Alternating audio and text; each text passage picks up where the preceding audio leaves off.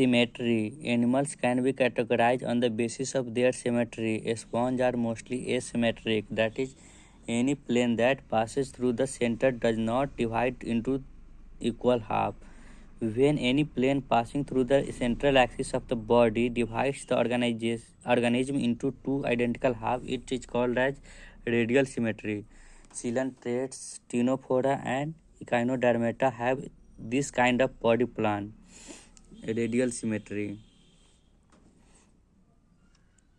Animals like annelids, arthropods, etc., where the body can be divided into identical left and right half in only one plane, exhibit bilateral symmetry. Bilateral symmetry. Diploblast and triploblast organization. Animal in which the cell are arranged into the embryonic layer. The external ectoderm and internal endoderm are called diploblastic animals.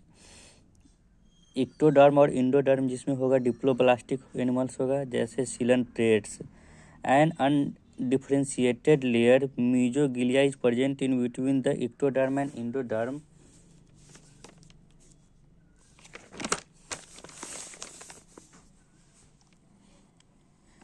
Those animals in which the developing embryo has third germinal layer, mesoderm, in between the ectoderm and endoderm are called triploblastic animals. Platyhelminthes to chordate.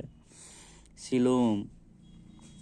Absence of cavity between the body wall and the gut wall is very important in classification. The body cavity which is lined by the mesoderm is called coelom.